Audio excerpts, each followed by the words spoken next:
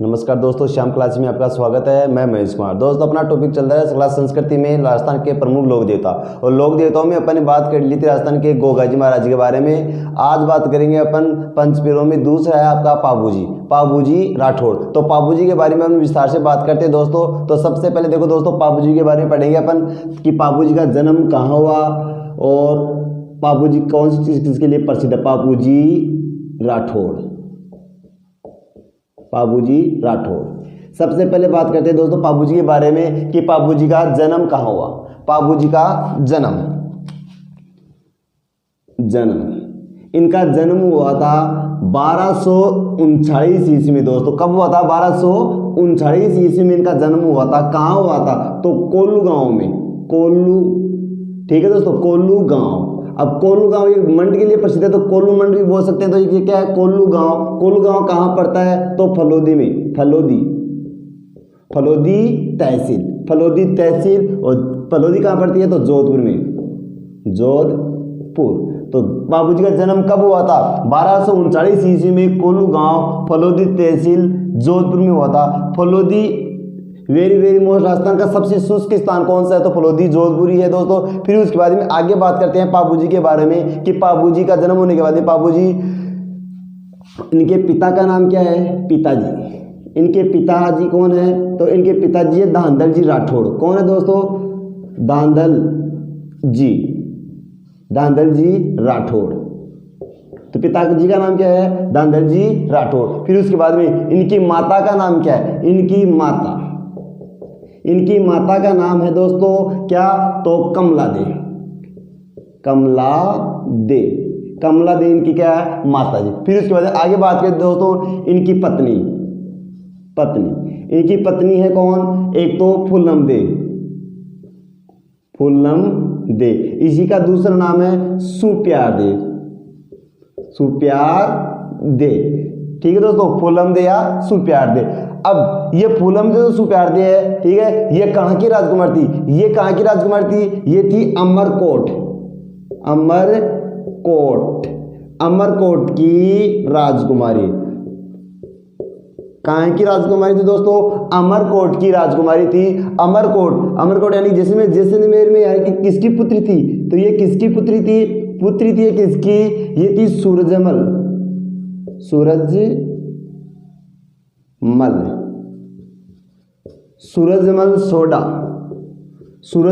Soda की क्या थी? ये पुत्री थी, अमरकोट की रहने वाली थी। तो फूलमदे या सुप्यार दे ये किसकी पुत्री थी? तो सूरजमल सोडा की पुत्री थी, ठीक है। और ये किसकी? पाबूजी क्या थी? पत्नी। फिर उसके बाद में आगे बात करते हैं तो देखो इसकी बहन थी एक, किसकी? पाबूजी की बहन। इसकी बहन का नाम तो क्या था?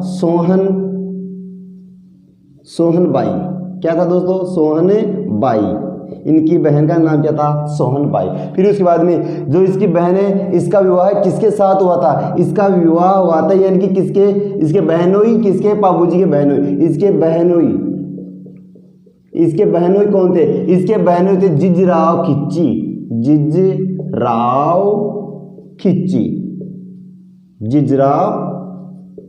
खिच्ची। ये जिजराव खिच्ची कहाँ के रहने वाले थे? तो जैसे जिजराव खिच्ची, जैसे जायल नागौर।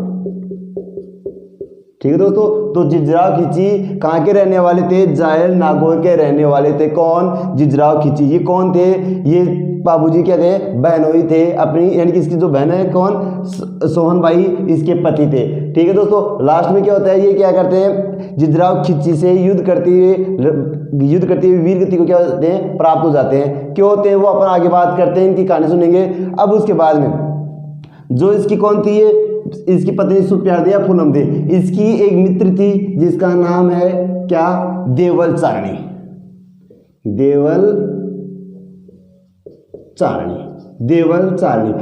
चारणी के पास में एक घोड़ी थी जिसका क्या नाम है? केसर कालमी। ठीक है, किसके पास में थी ये घोड़ी? देवल चारणी के पास में थी केसर कालमी घोड़ी। ठीक है, केसर कालमी घोड़ी।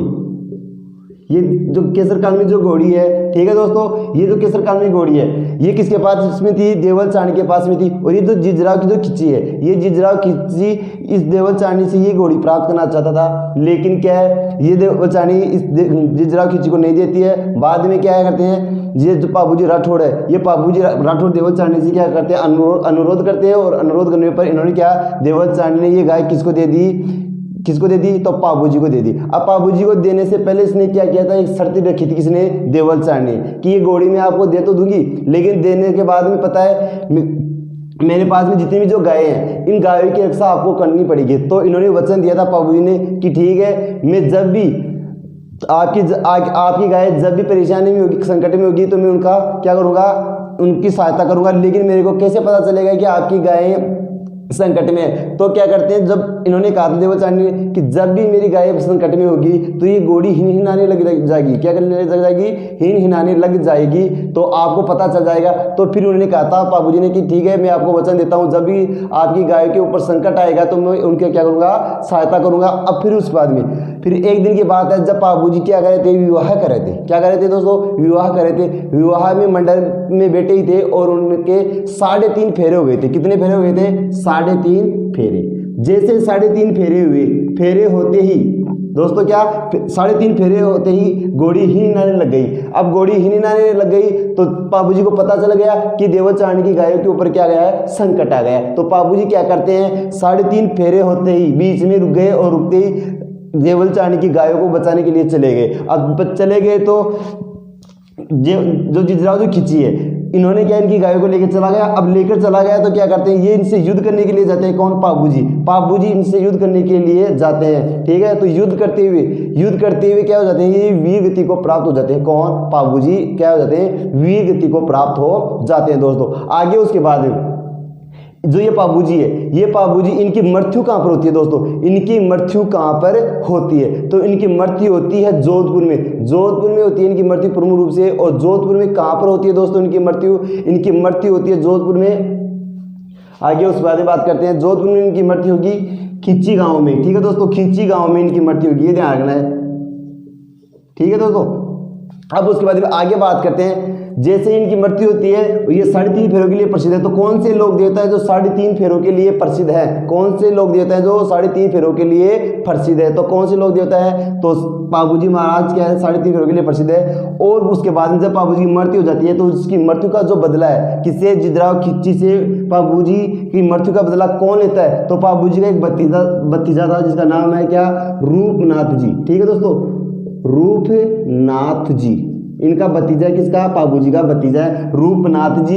जो ये रूपनाथ जी है, ये इनकी मृत्यु का बदला लेते हैं, किसको? जिजराव खिच्ची को मारने के बाद, ठीक है दोस्तों। तो मारने के बाद इनका मृत्यु का बदला कौन लेता है? रूपनाथ जी लेते हैं दोस्तों। आगे उसके बाद में बात करते हैं पाबूजी। अब पाबूजी देखो दोस्तों, पैसे पाबूजी और पैसे प्रिय। दोस्तों क्या है? पैसे पाबूजी और पैसे क्या हो गया? प्रिय,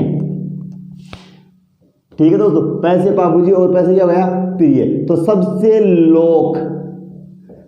लोकप्रिय फड़, सबसे लोकप्रिय फड़ किसकी है? तो सबसे लोकप्रिय फड़ किसकी है? तो किसके दोस्तों? सबसे लोकप्रिय फड़ पाबूजी की है। सभी लोक देवताओं में सबसे लोकप्रिय फड़ किसकी है? तो किसकी दोस्तों? तो पाबूजी की सबसे लोकप्रिय फड़ है। जब ये फड़ गाते हैं, ठीक है दोस्तों, यानी कि ये हो गया इसकी सभी लोग देवताओं में सबसे प्रसिद्ध फड़ किसकी है? तो पाबूजी की है दोस्तों। आगे बात करते हैं पाबूजी।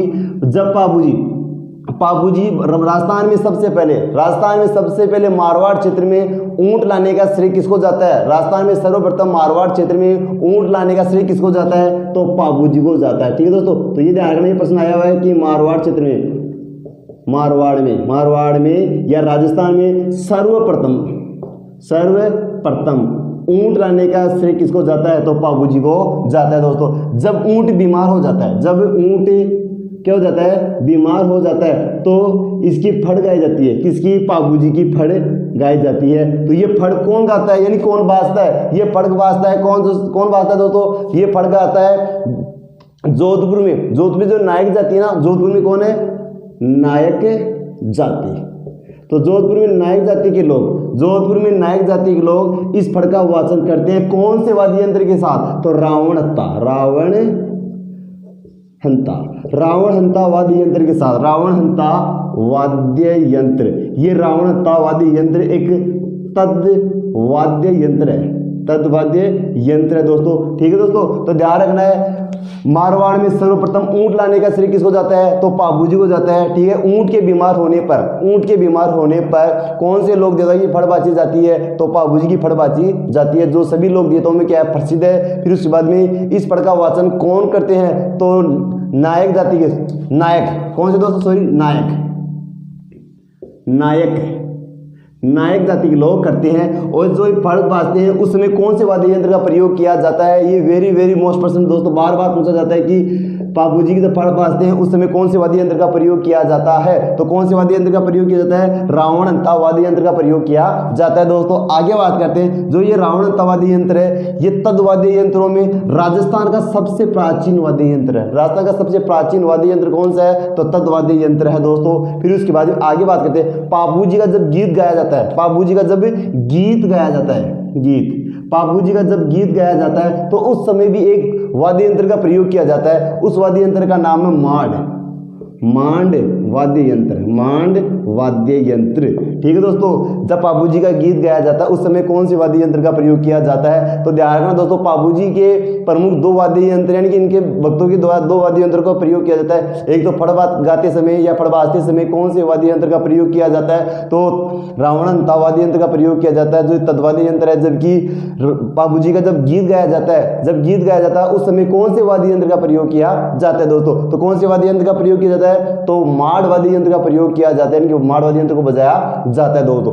आगे उसके बाद में बात करते हैं दोस्तों, आगे बात करते हैं इनकी क्या, पाबूजी के बारे में। तो पाबूजी का मंदिर कहाँ है, प्रमुख रूप से पाबूजी का मंदिर, पाबूजी का मंदिर, इन पाबूजी का जो मंदिर है, इनका जन्म कहाँ हुआ, तो कोल्लू गांव में। तो कोल्लू गांव में क्या है दोस्तों, इनका प्रमुख मंदिर है। कोल्लू गांव फलोदी जोधपुर में क्या इनका प्रमुख मंदिर है। यहाँ इनका क्या है, प्रमुख मंदिर है, सबसे बड़ा मंदिर है। और यहाँ इनका प्रतिवर्ष मेला लगता है चैत्र अमावस्या को, चैत्र अमावस्या को, चैत्र अमावस्या को प्रतिवर्ष इनका क्या लगता है, यहाँ मेला लगता है दोस्तों। अन्य इनका मंदिर, जो पाबूजी का अन्य जो मंदिर है वो अन्य मंदिर कहाँ है, आहड़ में है, आहड़ उदयपुर में, आहड़ उदयपुर में। ठीक है दोस्तों, तो ये ध्यान रखना दोस्तों, पाबूजी का अन्य मंदिर कहाँ है, आहड़ उदयपुर में है। आहड़ उदयपुर में इनके मंदिर का निर्माण करवाया था किसने, आलू राव या अल्हट ने, अल्हट, अल्हट या आलू राव, आलू राव, आलू राव जो क्या है मेवाड़ का शासक था, आलू राव या अल्हट। ठीक है दोस्तों, तो इन्होंने क्या है आहड़ को अपनी राजधानी बनाई थी और यहाँ पर एक मंदिर का निर्माण करवाया था। किसके, पाबूजी का मंदिर का निर्माण करवाया था। यहीं पर आलू राव ने एक मंदिर का निर्माण और करवाया था जिसका नाम है किसका, वराह मंदिर, वराह मंदिर, वराह मंदिर का निर्माण किसने करवाया था, आहड़ में। तो किसने करवाया था, आलू राव या अल्हट ने करवाया था। जबकि पाबूजी का मंदिर का निर्माण भी किसने करवाया था, तो किसने करवाया था दोस्तों, अल्हट ने करवाया था। आगे उसके बाद में बात करते हैं दोस्तों, आगे बात करते हैं उससे पहले दोस्तों, जो ये आहड़ है, आहड़ उदयपुर, आहड़ उदयपुर में ये ध्यान रखना किसका मंदिर है, तो पाबूजी का है। और यहाँ है सबसे ज्यादा क्या, भील। ठीक है, तो भील इनको क्या मानते हैं, पाबूजी को अपने आराध्य देवता, आराध्य देवता। तो भील इसको क्या मानते हैं, अपना आराध्य देवता मानते हैं। किसको मानते हैं, तो किसको मानते हैं, पाबूजी को मानते हैं अपना आराध्य देवता, आराध्य देवता। तो भीलों के आराध्य देवता कौन है, तो पाबूजी है। जबकि भीलों की आराध्य देवी कौन सी दोस्तों, आपको कमेंट करके बताना कि इनका मंदिर कहाँ है। तो भीलों की आराध्य देवी मैं बता रहा हूँ, भीलों की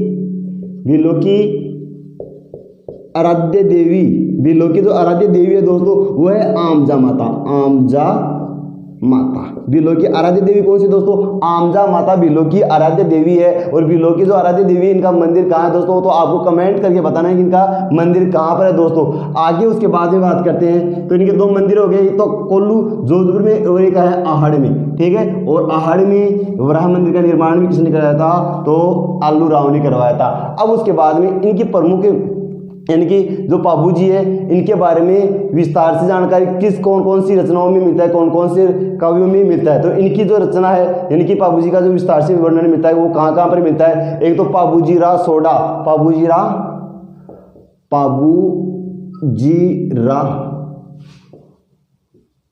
सोरठा, पाबूजीराव सोरठा, सोरठा, पाबूजीराव सोरठा, पाबूजीराव सोरठा। तो ये किसने किया था? तो रामनाथ कवि ने, रामनाथ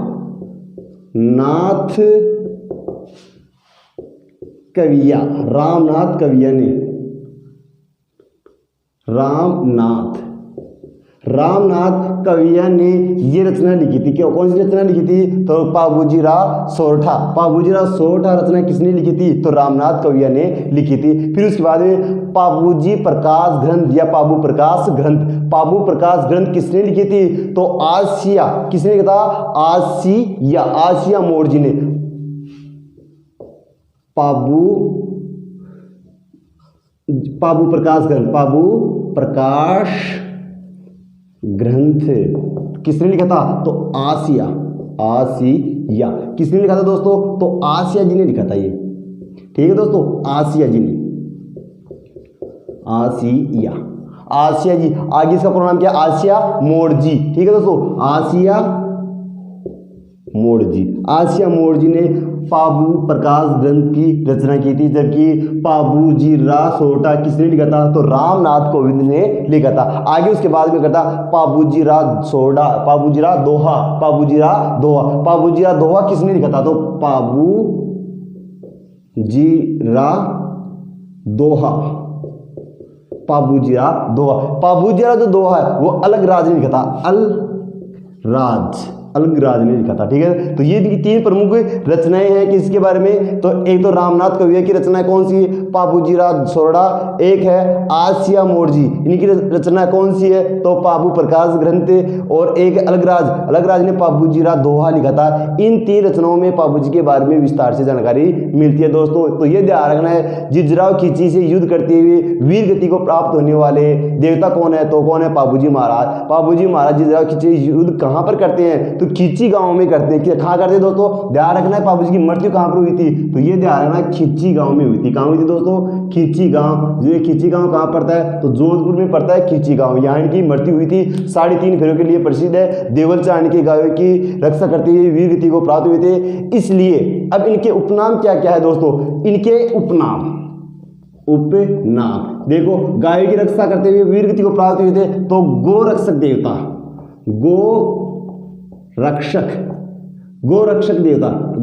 गोरक्षक देवता। ठीक है, गोरक्षक देवता होगा एक, तो गोरक्षक देवता के रूप में पूजा जाता है। फिर उसके बाद में आगे गायों के मुक्तिदाता के रूप में किसको पूजा जाता है? तो पाबूजी को पूजा जाता है। आगे बात करते हैं प्लेग रक्षक, ऊंटों के देवता,